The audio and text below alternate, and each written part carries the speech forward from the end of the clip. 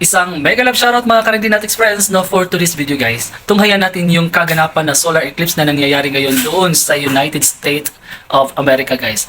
No, unfortunately hindi natin dito nakikita sa Pilipinas guys. So mga around 12 o'clock yata nangyari yung total solar eclipse guys. So check it out.